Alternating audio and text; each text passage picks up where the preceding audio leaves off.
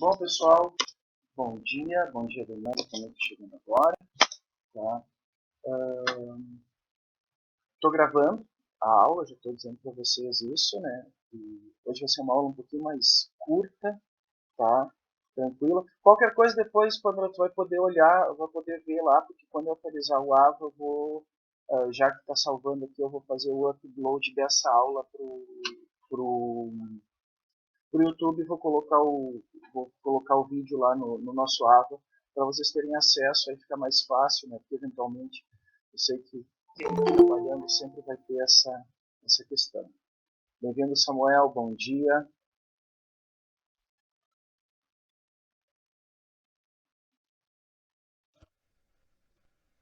Bom dia, professor. Vamos indo. Sei que hoje a aula vai ser curtinha, tá? Vamos ficar tranquilo nisso. Até porque eu tinha me organizado para ser das 8h30, né? Só que o Luiz Almeida pediu, tá? E colocou, então, fazer uma aula mais curta hoje. Semana que vem eu vou falar com ele para ver se eu consigo fazer às 8h30, porque eu fico responsável pelo almoço aqui em casa. Então, tem que dar o tempo. Né? Então, enquanto o pessoal vai chegando, não sei quantos tinha na turma na aula das 8h30. Acho que eram 4, acho. Eram esses 4 aqui? Ah, então tá bem. Vamos começar. Vocês 4 que estavam lá, eu acho que a Mitzi já fez. Não, falando nela tá aí. Olá, Mitzi, bom dia, bem-vinda. Bom dia. Repetindo então, vamos começar, né? Hoje vai ser uma aula um pouquinho mais curta, mas eu estou gravando a aula, então vai ficar, assim que terminar, eu vou fazer o up pro YouTube, eu vou colocar o vídeo lá no nosso AVA para vocês terem acesso aí, qualquer coisa. Então hoje vai ser um encontro um pouquinho mais curto, então eu vou tentar na semana que vem fazer o encontro mais cedo, que aí a gente consegue conversar um pouquinho mais. Então, já dando início para a nossa conversa hoje, então, nossa primeira aula teórica, a gente vai ter agora até dia 1º de julho isso, e eu queria fazer uma apresentaçãozinha inicialmente, né? E essa apresentação, ela envolve o fato da disciplina. Você já deve ter dado uma olhada, ela tem 2 partes em paralelo, tá? O professor Luiz Almeida trabalhou antes, às 8h30, né?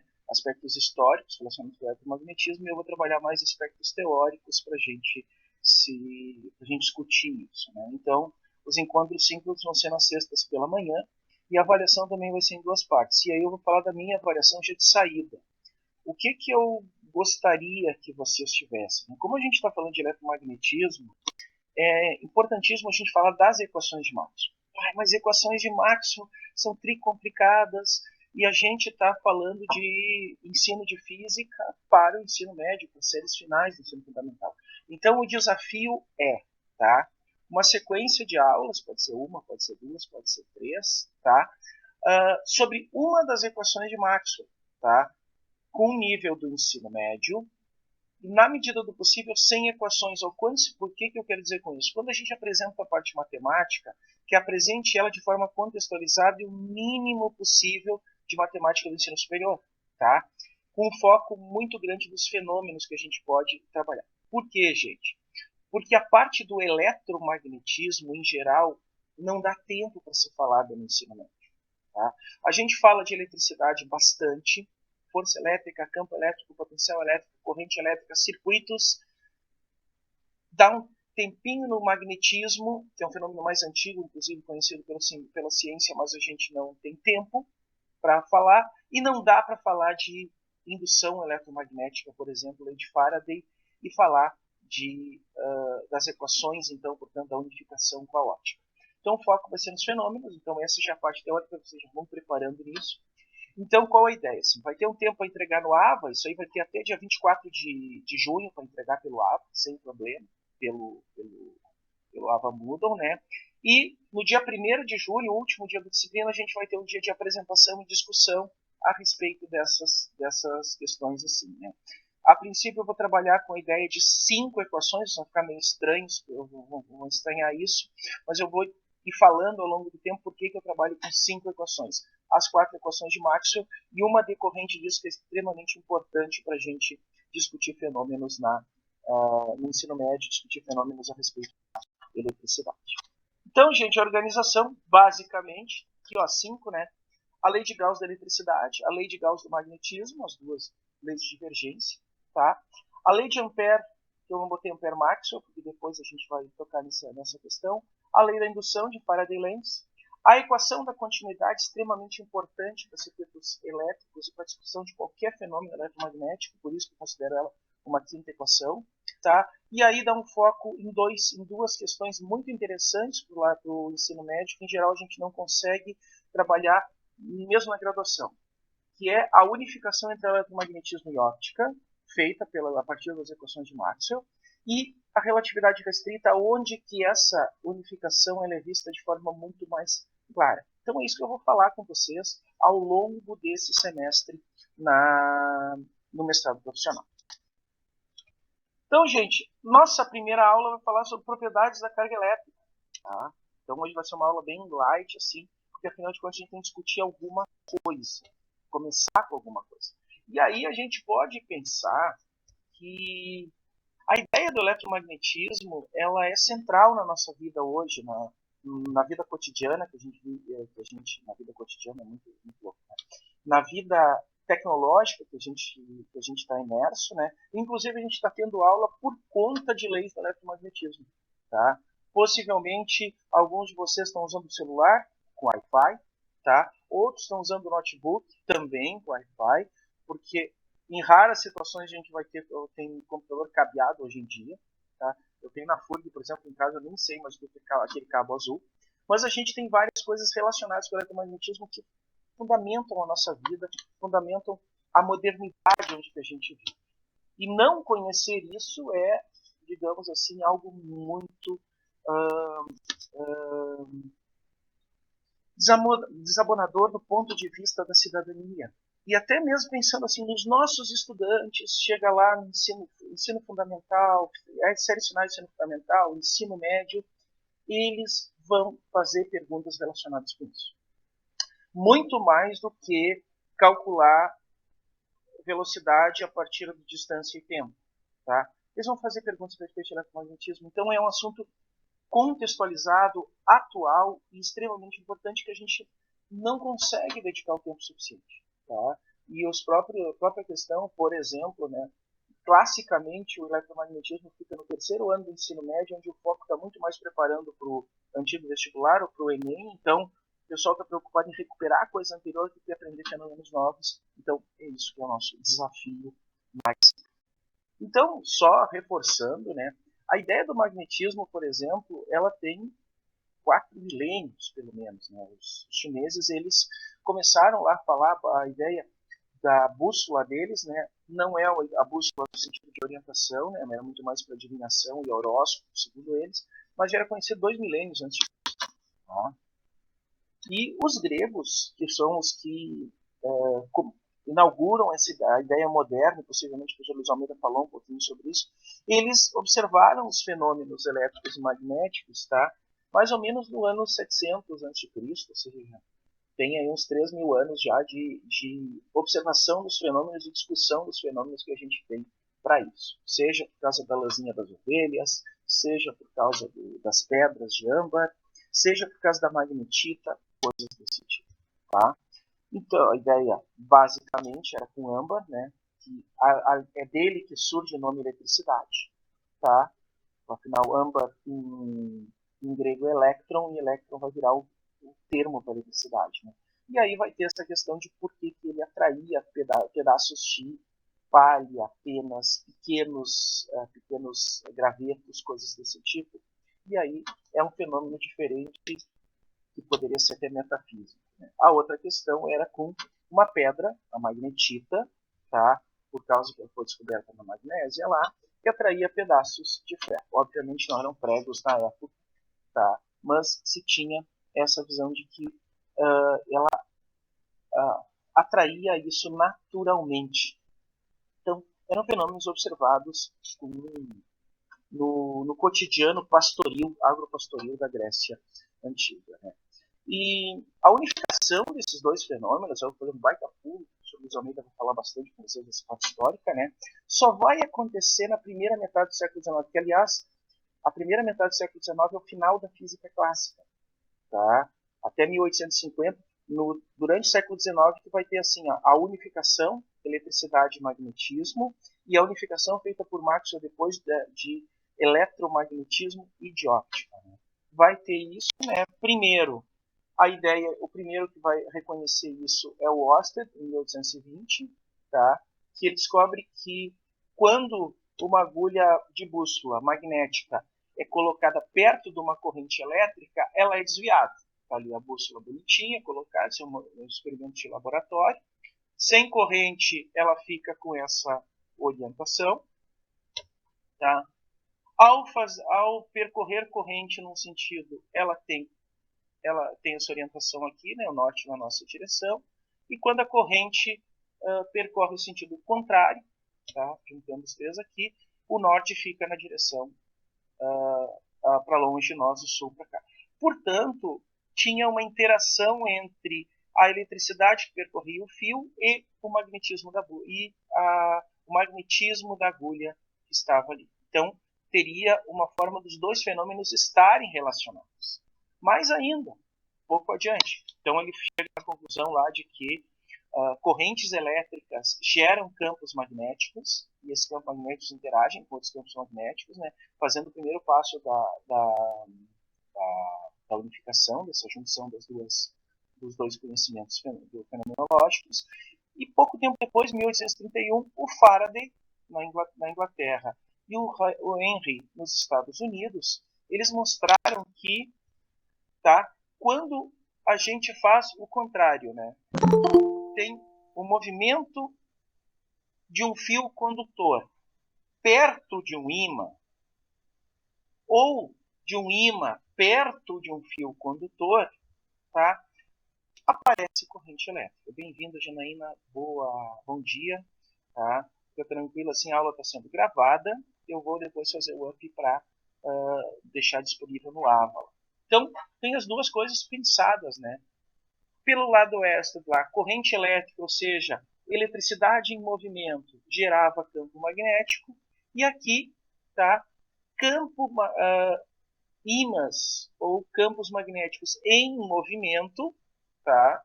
Quando existia movimento relativo entre um ímã e um fio condutor, vai ter corrente elétrica. Então, a ideia toda assim, dessa simetria é movimento. Tá? Se existe movimento de elétrons, gera campo magnético. Se existe movimento relativo entre de ímãs, de magnetos, eu vou ter corrente elétrica observada. Então, era um passo que mostrava que eu podia unificar essas duas coisas. E aí vem esse cara aqui, finalzinho do século XIX, tá? Baseado nessas observações e a partir dos experimentos que eram colocados, ele formula as leis. Na verdade, ele não formula, ele compila as leis do eletromagnetismo a partir de uma ideia muito bonita, que é a ideia de simetria na natureza. Tá? E quem faz e graças a essa ideia das simetrias, ele vai mais longe, e a gente vai ver isso durante na disciplina. Né? Ele percebe que a óptica e os fenômenos ópticos também estão relacionados por essas equações. A gente vai falar isso mais adiante, quando falar um pouquinho de matemática. E ele prevê a ideia de ondas eletromagnéticas. E aí entra a questão da óptica, né? Porque essa onda eletromagnética, ela se propagava com uma velocidade característica, tá? E essa velocidade característica no vácuo era a velocidade da luz. Tá? Então era muito estranho aparecer. E mais, né, porque relacionava três constantes medidas de forma independente. Uma na mecânica, velocidade, uma no magnetismo, a permeabilidade magnética, e uma na eletricidade e permissividade elétrica. Então, juntando as três, ele chega a isso, propõe a ideia das ondas eletromagnéticas, portanto, e o Hertz, pouco tempo depois, né, ele faz a montagem experimental e consegue verificar essas previsões, corroborar as previsões das ondas eletromagnéticas, produzindo-as em laboratório, que dá início às telecomunicações da forma como a gente conhece.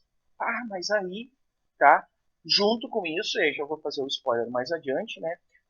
Junto com a descoberta das ondas eletromagnéticas, o Hertz acha um problema teórico experimental, que é o tal do efeito fotoelétrico. Mas a gente vai falar isso mais adiante, tá? Com calma, tranquilo. Que era um efeito secundário que não era esperado pela ideia de ciência prática. Né?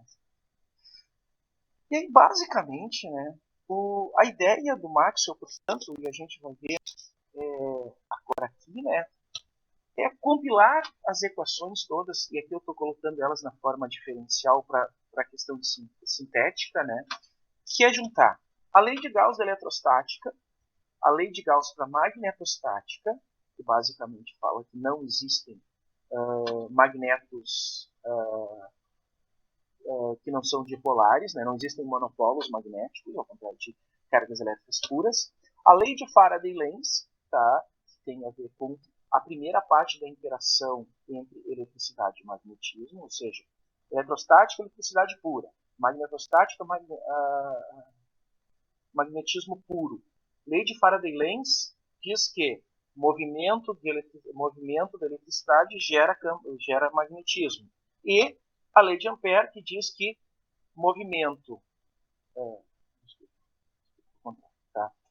mudança, a lei de Faraday, lei de Faraday, que diz que a variação de campo magnético gera corrente elétrica. Agora sim. E a lei de Ampère, que diz que corrente elétrica, ou variação de eletricidade, gera campo magnético.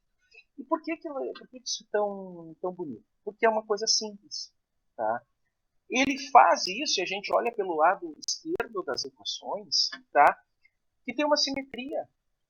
Tá? Tem uma simetria muito clara entre as duas, entre as expressões para eletricidade e magnetismo, tanto na parte estática quanto na parte dinâmica. Tá? Ah, mas tem diferenças porque está faltando algumas coisas assim. Esse negócio de está faltando algumas coisas que a gente vai perceber depois, tá? Quando o Maxwell usa os argumentos de simetria para fazer as correções e fazer com que estes fenômenos eles sejam globais, eles sejam atuais, e a gente continua usando essa mesma formulação até hoje. Então, fazendo essa ideia, né, isso aqui vai ser o nosso, digamos assim, esse slide vai ser o nosso foco para todo semestre. Volta e meia a gente vai voltar nele, né? Eu quero começar com vocês a falar da primeira equação. Mas para falar da primeira equação, a gente vai determinar algumas coisas também, aspectos que eu vou repetir algumas coisas que o Luiz Almeida falou, mas são importantes para que a gente tenha isso. Que é a ideia, tá? Da onde vem a eletricidade. Então a gente pode pegar lá, e aí nem vou entrar, mas falando, por exemplo, do que o pessoal da química fala todo o tempo. Né?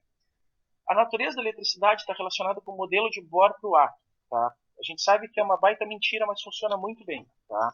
Funcionava para explicar as coisas, não é a realidade, mas nos ajuda a entender exatamente isso. O modelo de Bohr para o átomo, tá? Aqui, núcleo e eletrosfera, tá? Núcleo e camadas de elétrons. No núcleo, a gente tem prótons e nêutrons, tá? Partículas pesadas. Tá? Os prótons são carregados positivamente e os nêutrons estão ali para impedir que o núcleo exploda. Tá? E os elétrons, eles vão estar na eletrosfera, nessas camadas todas, né? E são carregados negativamente. Então a ideia basicamente, ó, simplória do átomo é aquele ali, o átomo não é nenhum átomo de hidrogênio, é um átomo de deutério, porque tem um nêutron lá, significa que o núcleo tem peso atômico 2 e não peso atômico 1. Tá? No estado natural, então, os átomos eles vão ter número igual de elétrons e prótons, ou seja, eles vão ter a mesma quantidade de cargas positivas e mesma quantidade de cargas negativas. É óbvio que, do ponto de vista de massa, a concentração é toda no núcleo, porque o próton ele é, tá, praticamente 1000 vezes mais pesado, mais gordinho, relacionado com o elétron. Então os elétrons contribuem muito pouco. Está ali em pesos, né, em unidade de sistema internacional.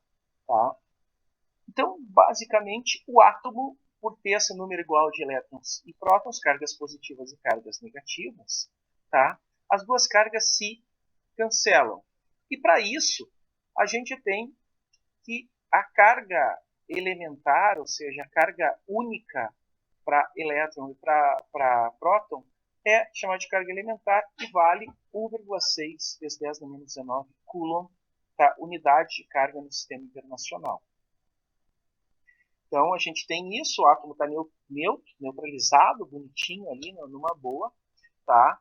Mas a questão é que assim, ó, esse modelo atômico de Bohr não é um modelo real. Tá? Por quê? Conforme a gente vai estudando física mais a fundo, vê, por exemplo, que entram a questão de princípios da incerteza, e pelo princípio da incerteza, se eu conheço a órbita perfeitamente do elétron, não vou saber mais nada a respeito do modelo dele, da velocidade, do momento dele.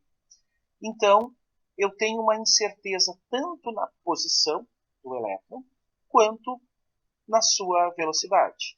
Então, o modelo atual é um modelo chamado de modelo de nuvem ou de zonas de probabilidade. E, basicamente, os elétrons eles vão estar circulando determinadas ao longo do núcleo, né, com probabilidade de ser encontrado de acordo com a sua energia.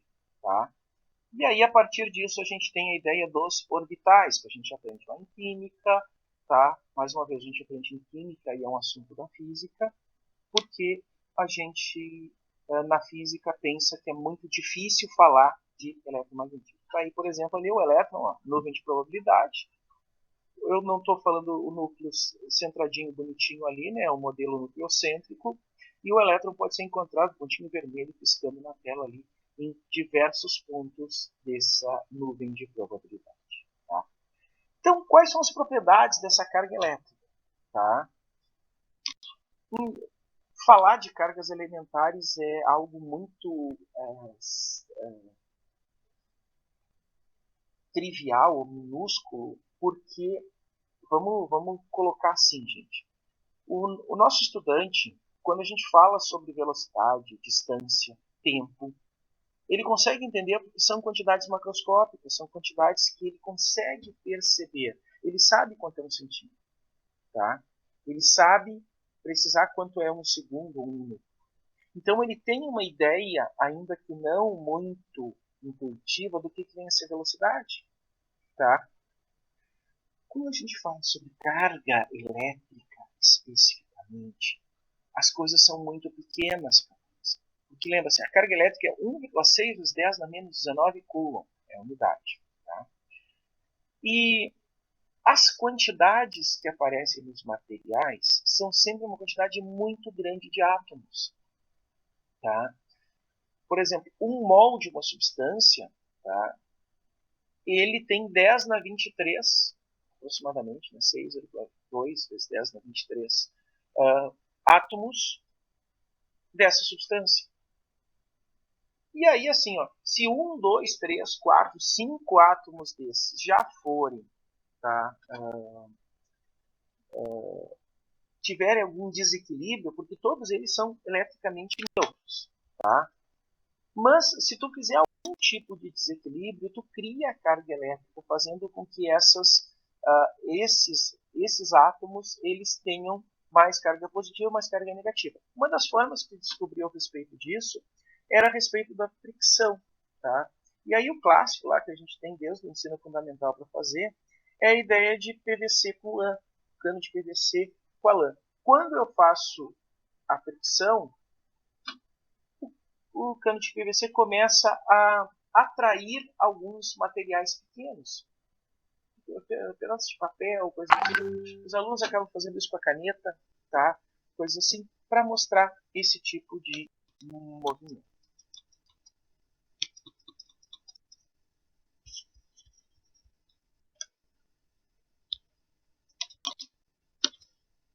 Então, passa a atrair negativamente, ó, passa a atrair esses objetos. Não sabe inicialmente o que vem a ser, o que é positivo e o que é negativo. Claro que os estudos depois vão mostrar que, ao fazer esse tipo de atrito, né, do PVC com a lã, o PVC, por conta da ideia da eletroafinidade, que a gente também vai falar um pouquinho adiante durante o curso, a gente tem uma transferência de elétrons da lã para o PVC, e aí o PVC fica com mais cargas negativas do que positivas, mais cargas elétricas do que. Tá? A gente vai ter essas situações também, os alunos fazem isso corriqueiramente, né, com a flanela e com a régua de alumínio. Alguns vão fazer, por exemplo, com a ideia do balão de borracha do cabelo, para mostrar que também vai acontecer isso. Mas tudo está falando a respeito de fricção, tá? Um movimento, uma perturbação mecânica do sistema. Aliás, gente, quando existe atrito, quando existe a fricção, tá? Duas coisas vão acontecer em qualquer situação, tá? A transferência de cargas elétricas, ainda que momentânea, e a transferência de energia que vai relacionar com calor. Essas duas coisas sempre vão acontecer. Então, tu vai ter essa questão que as cargas, depois da fricção, tu vai ter um movimento onde que os elétrons, ou as cargas que são transferidas, se são transferidas, elas faltam no outro objeto. Portanto, a gente vai ter carga negativa para o PVC, carga positiva para a lã por conta da eletronegatividade. Por que isso acontece? Porque a carga elétrica se conserva, a primeira propriedade. Né? Se eu tenho um sistema isolado, como é esse caso aqui, as cargas elétricas elas não vão se criar do nada. E isso é uma coisa que garante, por exemplo, que o nosso universo ele deve ser, pela forma como a gente compreende os fenômenos da cosmologia, né? Que o nosso universo como um todo ele deve ser eletricamente neutro. Deve ser. Já existem teorias, por exemplo, aí que falam que pode ter existido, eventualmente por conta de situações que a física de partículas tem estudado, né, de ter pequenos desequilíbrios do tipo uma carga positiva ou uma carga negativa extra a cada quatrilhão de cargas, e isso vai criar uma mudança na questão da matéria em todo o universo. Mas são questões a serem discutidas. A gente pode entender que por conta dessa conservação, né, o universo é um sistema isolado, até porque o universo não vai existir nada fora dele, então a carga elétrica dentro dele vai ter que ser conservada. Tá? Então, e também as cargas elas são transferidas em quantidades discretas. A carga ela não vai ser, eu não posso transferir meio elétron. Tá? Eu vou ter que transferir 1, 2, 3, tá? E aí vai ter exatamente essa equação que diz que a carga ela vai ser sempre o múltiplo da carga elétrica elementar que eu já falei lá. Sempre vai ser um. Isso é a nossa primeira ideia a respeito de quantização. Sem falar de física quântica, a primeira vez que a gente pode falar a respeito de quantização é com o eletromagnetismo, com a eletricidade. Por quê? Porque na eletricidade existe um quanta de eletricidade, um quanta de carga elétrica, que é uma unidade que não tem fração. Me dá meio elétron aí. Tá? Apesar dos químicos usarem lá, por exemplo, quando falam de ligação covalente, eles dizerem que no final das contas, por exemplo, uma ligação entre dois carbonos, tá? Ela tem os elétrons, cada um dos carbonos usa meio elétron do outro, tá? Então a gente não tem essa ideia, porque isso é uma questão prática, né? Mas na verdade a gente sempre vai ter a ideia da seção de uma unidade, e aí entra, portanto, a primeira oportunidade de quantização, de falar de quantização, sem levar em consideração falar de física quântica. Se a gente for falar mais adiante, já aparece, olha, gente, a quantização não é uma ideia nova, tá? Na verdade é uma ideia que está ali desde o século XV, desde o século XVI, quando a gente definiu o que é carga elétrica e mediu carga elétrica, a gente sabe o que é quantização, tá? Que é o mínimo, quantidade mínima a respeito de de uma determinada grandeza física. Então a gente vai ter diferentes efeitos de acordo com a tabela de negatividade, né? O que vai ser positivo e o que vai ser negativo.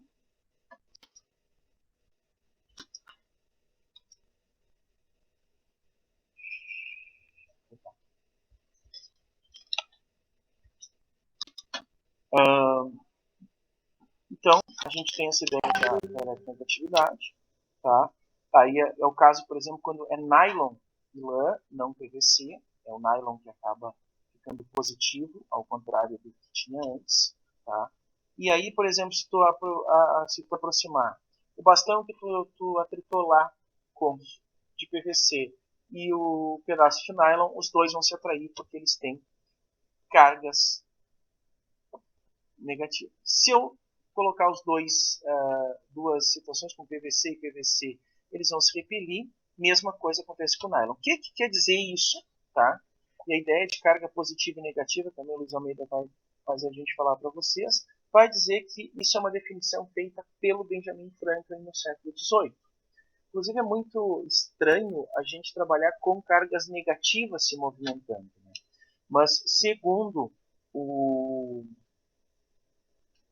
modelo inicial, né, a ideia do trabalho tradicional que a gente faz, e a gente faz isso na física, definiu a física dessa forma, a gente define a física pelo lado das cargas positivas ou das lacunas lá tudo mais, por conta de que a ideia, e a metafísica, falando do Benjamin Franklin, né, era que essas cargas positivas deveriam se mover porque somente as coisas boas deveriam ser movidas e não as negativas. As negativas deveriam ficar paradas ou ir para longe. Então, era bem isso que acontecia. A partir dessa ideia, né, a partir dos atritos lá, PVC e nylon 2 com a lã, e vendo os fenômenos, a gente percebe que cargas de mesmo sinal repelem-se, tá? Então, elas vão se repelir. Para a gente não vai ter como juntar as duas, como o Marquinhos está vendo ali, né? E as cargas que estão ao oposto, elas se atraem. Tá? Então temos as seguintes possibilidades que a gente está vendo ali. Tá? Olhando cargas positivas e negativas, ambas vão se repelir mutuamente e quando as cargas diferentes, elas vão se atrair. Tá? A gente vai ter ideia de condutores isolantes também, pensando nisso, né? Quando os elétrons eles se deslocam de uma maneira mais livre, tá? Eu tenho um condutor, portanto, tem essa maior facilidade de rearranjar os seus elétrons, né? E aí a gente vai ver que vai ser muito comum com metais, né? Cobre, alumínio, prata, que lembrando lá das aulas de química, elas têm a camada de transição interna, não a externa, a ser pensada, e a gente vai ter, portanto, as bandas de valência lá, que a gente aprende na estrutura da matéria. Tá? Então, tem uma transferência muito fácil entre condutores. Se tu usar o material condutor, faz exatamente esse deslocamento. Já os isoladores ou isolantes, tá? As cargas não têm essa facilidade para se deslocar. Tá? Elas ficam mais ou menos, ficam um pouco mais presas na sua situação. E aí a gente vai ter materiais isolantes que justamente por conta de ficar presa, o que acontece? Não tem um deslocamento muito fácil de carga, então impede que exista um fluxo dessas cargas através dele. Por isso que os fios condutores, que a gente fala, os fios que a gente usa para condução de energia elétrica, de eletricidade, eles são de metal, porque tem uma condução muito maior, ou seja, tem a possibilidade de fluxo dessas cargas elétricas através dele. E os materiais que a gente usa para evitar que esse fluxo aconteça, os isolantes, vidro, borracha, madeira, são mais comuns, né? São usados como isoladores para evitar que tu possa ter contato com eles. Se tu vai mexer em alguma coisa de energia elétrica, tu pode usar luvas de borracha, que pode ter ali aquilo vivo, como diria o pessoal da parte técnica, e mesmo assim tu não vai ter problema, porque não passa, porque tem dificuldade para transferir cargas elétricas. Tá? Então tu vai ter situações, a esfera condutora, por exemplo, é muito fácil tu ter esse movimento de polarização, e aí um exemplo muito claro de livros, né? Tu vai ter como a gente eletriza uma esfera condutora inicialmente neutra, aproxima o bastão negativo, e após a polarização, separação das cargas, a gente faz o aterramento com o dedo ali pelo outro lado, eliminando as cargas que estão em excesso daquele lado, deixando equilibrado, né, fazendo que no final das contas a gente tenha cargas positivas na esfera como um todo. Tá? Exemplo, vai valer a mesma coisa se eu tiver um tubo positivo, vai acontecer o contrário. Tá? E os condutores ou situações condutoras, né, e a gente tem o nosso corpo como um condutor, o nosso corpo ele é formado por 70% de água, e água é uma molécula polar, né, a gente vai ter essa transferência de cargas elétricas. Essa situação que está aqui é aquela situação do choque na maçaneta, tá? Justamente porque vai ter uma transferência maior, se a transferência for muito rápida, nós vamos sentir choques. E principalmente a gente também vai ver isso quando existem pontas na maçaneta ou arestas, né? Porque o poder das pontas diz que vai existir maior densidade de cargas ao longo do tempo. Vai ver que enquanto que a pessoa vai caminhando, ela vai sendo aterrada no sentido de que vai ter sendo equilibrado e deixando qualquer desequilíbrio de cargas elétricas por atrito ao longo do tempo. Tá? Para os isoladores está ali, ó, balão de borracha, todo bonitinho, ó. Não acontece nada com ele só se polariza, mas o contato, ó, atrito, bonitinho, tá? Ele só se polariza, mas a partir do contato não há nenhum equilíbrio a ser feito nesse sentido. Tá? As cargas elétricas nas nossas aplicações, né? A gente pode pensando em algumas aplicações. Quando a gente fala da parte de biofísica, o nosso cérebro funciona com eletricidade, ele funciona a partir de impulsos elétricos. Tá? Os nossos neurônios, e nesse momento, quando a gente está prestando atenção ou pensando em alguma coisa, tá? A gente tem exatamente essa visão, tá? De que todos esses impulsos que estão sendo passados são impulsos elétricos, né? A gente pode modelar, e por isso que foi pensado em modelagem computacional do nosso cérebro ou as redes neurais, usando inicialmente uma ideia de pequenos interruptores, que eles vão ser ativados ou não ativados ao longo do tempo por algumas situações. Claro que a ideia inicial das redes neurais, que era simplesmente ativar ou não, agora a gente vai ver que alguns neurônios ele espontaneamente têm ativação, outros têm um potencial de ativação diferente, tá?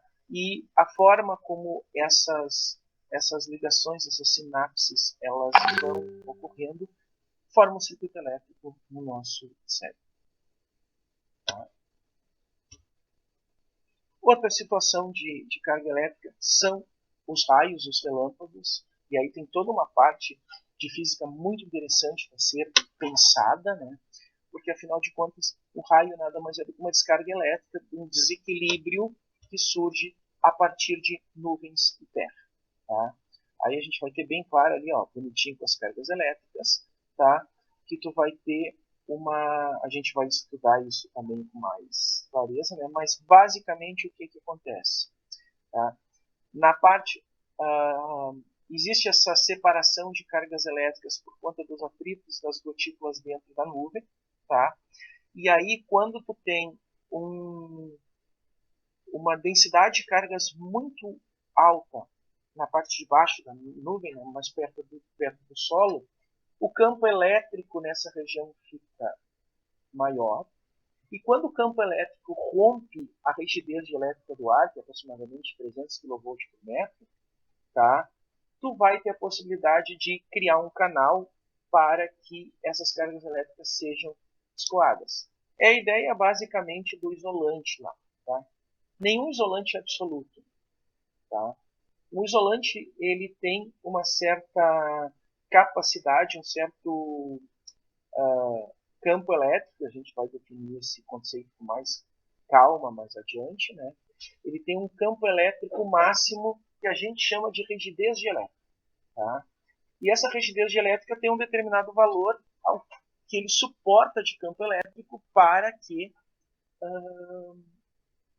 ele continue isolante. No ar, por exemplo, é 300 kV por metro, e quando ocorre isso, o ar passa a ser condutor. É óbvio que os relâmpagos eles vão ocorrer, e essas descargas eles podem ocorrer em qualquer situação, desde que haja campo elétrico.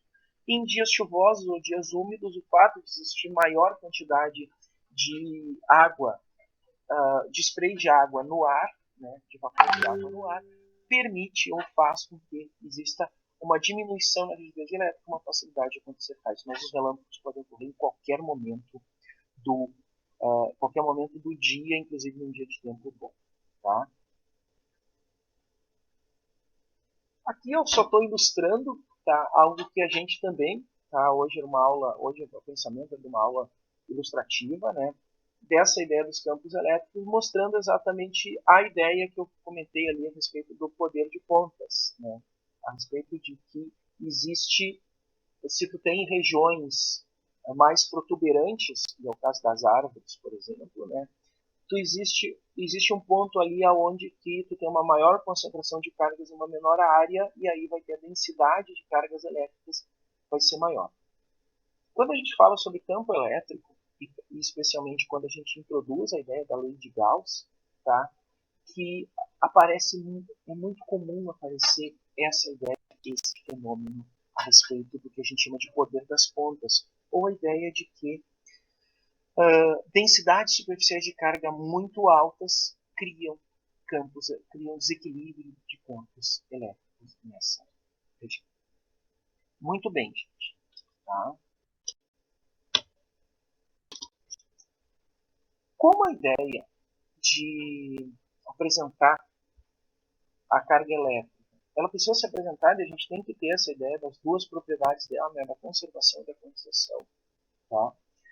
E a ideia ali que eles chamam de lei da lei de Dufay, diz que cargas elétricas de sinais opostos se atraem, sinais diferentes sinais iguais se repelem, sinais diferentes se atraem. Tá? A gente precisa definir isso como ponto de partida, que é como a gente vai fazer no ensino médio, como a gente faz na graduação, e é importante começar aqui também. E aí, assim, e como a ideia de trabalhar, eu podia trabalhar a lei de Coulomb hoje e deixar para passar para a lei de Gauss na aula seguinte, mas eu preferi na hora de organizar isso, né, fazer uma coisa diferente. Porque na semana que vem a gente realmente pegar como se fosse o aulão sobre a divergência. Então, o aulão sobre a divergência. A ideia de trabalhar a lei de Gauss e a sua concepção, tá, a lei de Coulomb, e a partir da lei de Coulomb definir a lei de Gauss para o campo elétrico, definir o fluxo elétrico, definir o campo elétrico de uma vez só, porque são questões e são conceitos que estão amarrados e é mais importante para a gente ver na íntegra como é que eles vão estar relacionados. Tá? Então, na semana que vem, a gente vai falar sobre lei de Coulomb e lei de Gauss. E nesse meio tempo, a gente vai começar a falar sobre simetrias para entender o que são essas simetrias. E introduzir aí, vocês vão ver possivelmente no material que eu vou colocar no AVA, tá? A respeito de algumas coisas, a respeito do que é essa divergência. Não no sentido matemático da coisa. Tá? A gente tem, por exemplo, se vocês lembrarem das equações de Maxwell, tá? Eu vou deixar aqui.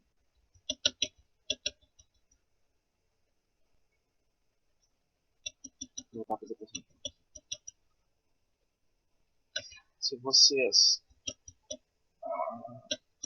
aqui, se vocês olharem para esse slide, vão ver, por exemplo, que nas equações de Maxwell a gente tem as duas primeiras relacionadas com a divergência matemática ou a ideia física relacionada com divergência, que é a ideia de fluxo. Tá? E as duas últimas relacionadas com o conceito matemático de rotacional ou a ideia física de circulação ou movimento. Circulação, basicamente, é a ideia física relacionada com o movimento em circuitos fechados, o movimento em espaços, tá, que são contínuos, em espaços, em trajetórias fechadas. Então a gente vai ter essas duas ideias para trabalhar. Apesar de olhar para a matemática aqui, a gente vai se focar nessas ideias físicas, fluxo e circulação. Tá? E na semana que vem a gente vai falar sobre divergência e fluxo. Tá? A divergência como ideia matemática e o fluxo como ideia física. Gente, tá? Questões, dúvidas, comentários?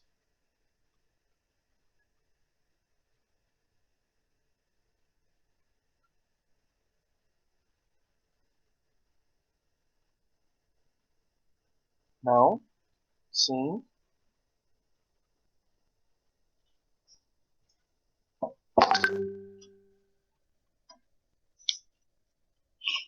Tá. Então, gente, como eu falei, a nossa, esse nosso primeiro encontro é um encontro mais rápido, né? Que eu ia apresentar um pouquinho para vocês a respeito de como ia funcionar a disciplina e, basicamente, algumas ideias mais simples a respeito do que vem a ser do que a gente vai tratar, né? E aí estamos tratando inicialmente do conceito de carga elétrica.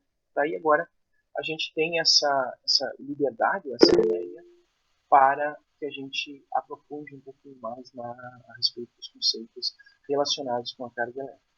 Tá? Na semana que vem, a princípio a gente fica às 10h30, tá? Eu vou conversar com o professor Luiz Almeida para ver se eu consigo fazer a inversão, né? Para eu trabalhar às 8h30 e ele às 10h30, né? Mas eu vou conversar com ele e vai aparecer pelo lado no nosso grupo de WhatsApp.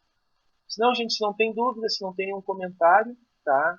Eu agradeço a presença de vocês, tá? Eu agradeço por vocês estarem participando da aula. Já lembro mais uma vez que a aula vai estar salvo, vai estar disponível no AVA da disciplina para quem não teve acesso ou para ver mais alguma coisa. E na medida do possível a gente vai fazendo isso ao longo do semestre. Então, gente. Deus, por enquanto tá tranquilo, né? Depois sim, vamos ver. Então, a minha ideia... Eu não sou formada em física, né? E nem sou professora de ensino médio, sou de ciências do ensino fundamental. Então, dúvidas surgirão, mas até essa parte que tu apresentou aí foi tranquila, que tu não... Não, a minha ideia é assim, quando a gente for apresentar a parte matemática, tá? Porque assim, ó, não é o foco do mestrado profissional a gente ter um desenvolvimento gigantesco em parte matemática. Tá? A gente tem que entender o que significa. Por isso que eu vou, na medida do possível, quando eu precisar da parte matemática para mostrar, eu vou, não vou dizer traduzi-la, né? Mas vou apresentar de uma forma que seja relacionada com o fenômeno. Tá? Que basicamente, assim, ó, os matemáticos que não me ouçam, ou matemáticos agora, se vocês estavam vendo o vídeo aqui agora, desliguem porque não interessa mais para vocês. A matemática é uma ferramenta, tá? Para a gente. Tá? Uma ferramenta é uma linguagem que a gente precisa entender, mas não precisa, digamos assim, dominar de forma a entender como funciona. Eu sempre falava com um antigo colega meu, que era meu colega de apartamento quando a gente fazia o doutorado, né, que matemática é uma ferramenta no sentido de que se tu é agricultor, tu usa uma enxada. Tá? Tu não precisa desmontar a enxada para saber como ela funciona. Tu precisa usar a enxada. Matemática é a mesma coisa.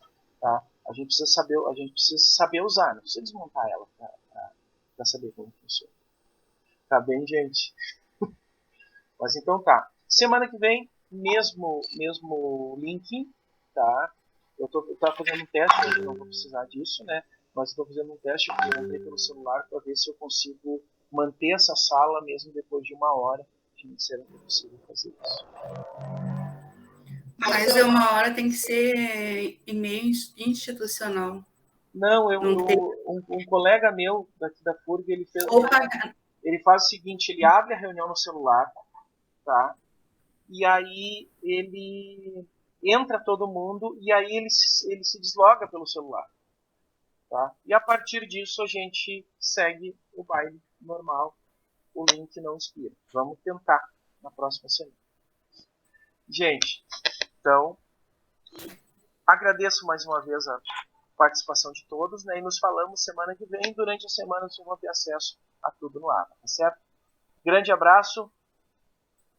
Ok. Obrigado, Luiz. Tchau, tchau.